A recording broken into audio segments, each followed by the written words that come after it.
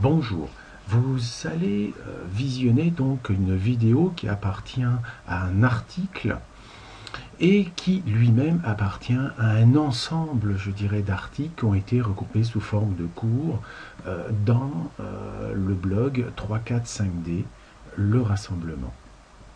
Donc vous savez que la démarche sur la voie de l'éveil demande d'aller fouiner un tout petit peu partout et nous sommes souvent perdus par rapport à tout cela devant cette masse énorme d'informations.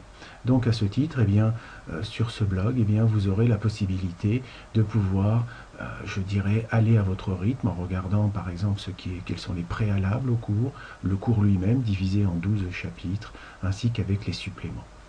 Donc pour les autres parties, vous aurez l'occasion de découvrir quand vous y viendrez. Donc n'hésitez pas, quand vous aurez visualisé cette vidéo, d'aller visiter le lien de l'article lui-même et ensuite, ce sera à vous de faire votre propre chemin selon votre cœur.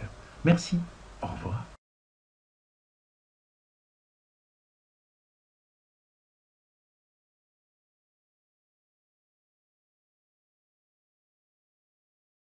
Bonjour à tous et à toutes, nous voilà partis pour un nouvel épisode qui va concerner en fait tout ce qui touche le service à soi et le service à autrui, et de voir en fait quelles sont les différentes voies que nous pouvons suivre par rapport à notre progression et notre ascension.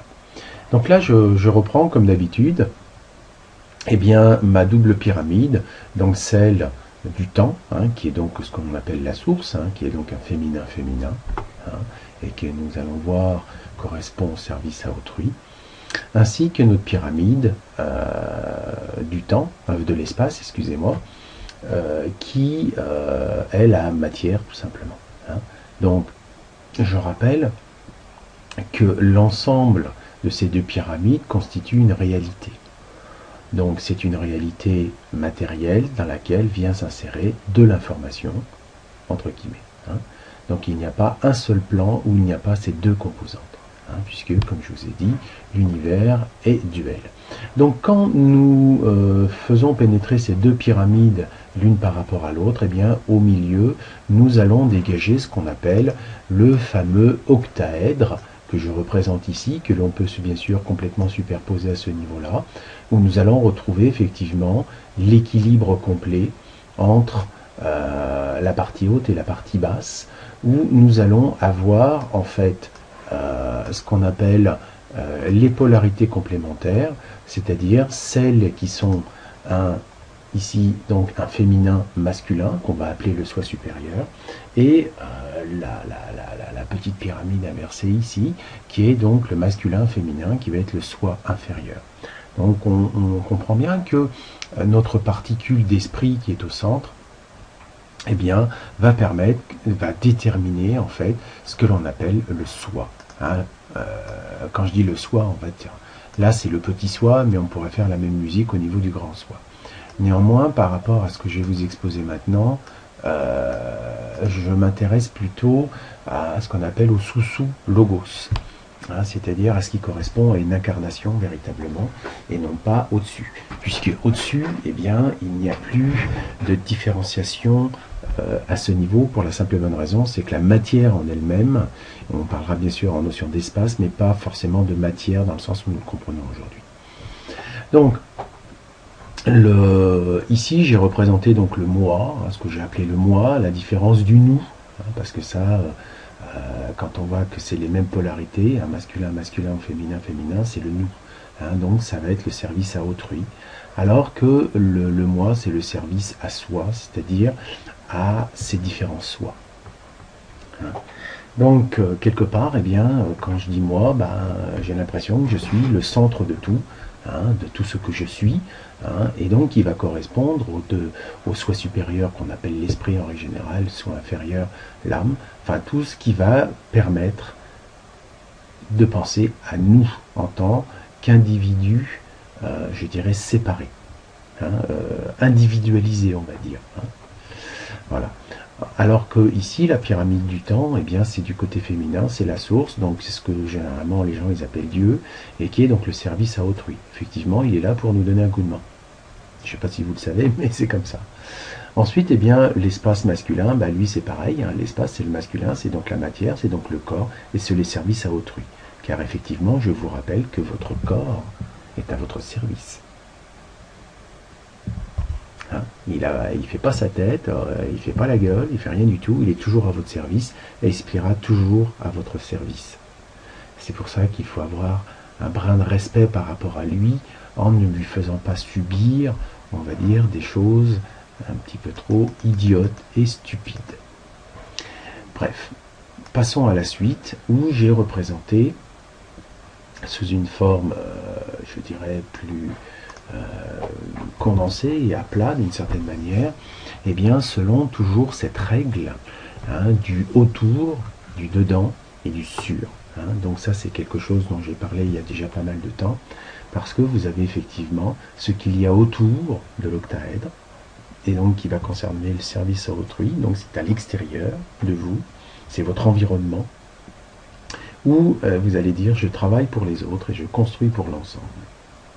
Par contre, quand vous êtes à l'intérieur de l'octaèdre, hein, vous êtes dans le dedans, eh bien, vous êtes dans le service à soi.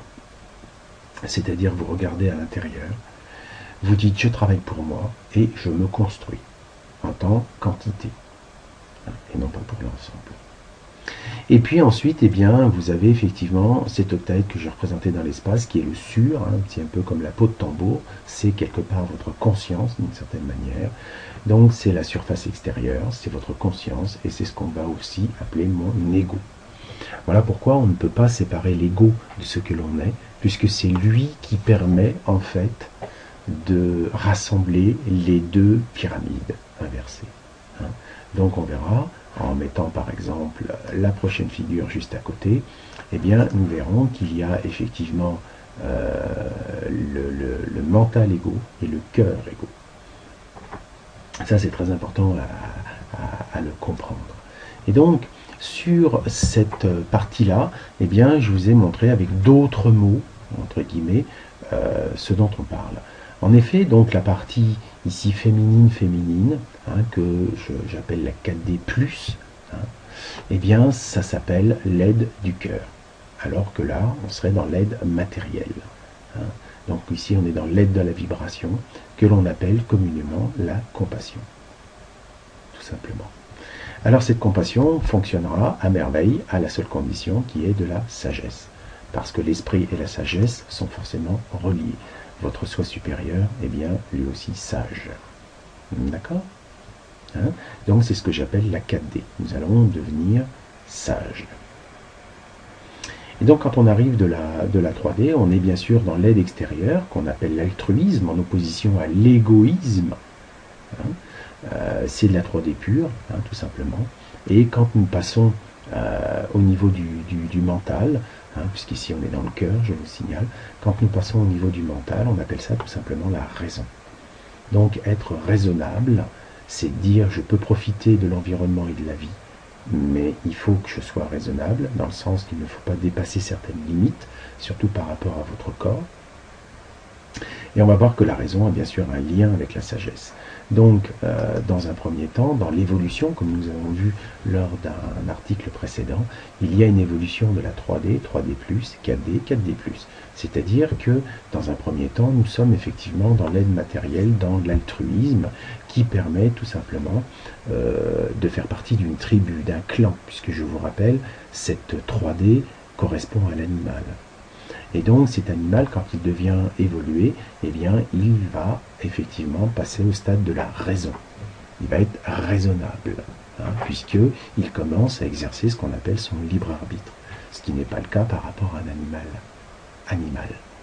Donc là, on est plus dans l'ordre des primates, on va dire. Hein. Ensuite, eh bien, effectivement, quand nous allons passer de la raison à la sagesse, c'est-à-dire que nous traversons ce fameux voile de l'oubli, eh bien, nous possédons cette sagesse. La sagesse vient bien du cœur. Donc la sagesse est bien féminine. Hein, et d'ailleurs, quand on dit la raison, c'est quand même assez marrant que ça soit aussi féminin. Hein, puisque en fait, ça correspond quand même à la pénétration du triangle féminin dans la matière. Et donc, c'est pas par hasard que dans notre langue, on l'a mis au féminin. Donc, La sagesse ici, eh bien, c'est bien sûr le pendant, comme dirait l'autre, de l'aide du cœur qu'on appelle la compassion. C'est-à-dire une compassion sans sagesse, eh bien, c'est du flanc, comme une aide matérielle, un altruisme sans la raison. C'est tout ça, c'est du même acabit. Il est évident que si vous avez la sagesse, à ce moment-là, votre altruisme sera beaucoup mieux géré, entre guillemets, hein, ça c'est évident. Et quand vous avez la raison, vous comprenez qu'il existe autre chose au-dessus, quoi. Voilà donc tout ce que j'avais à vous dire par rapport à cela maintenant, hein, et puis voyons ce qui se passe par la suite.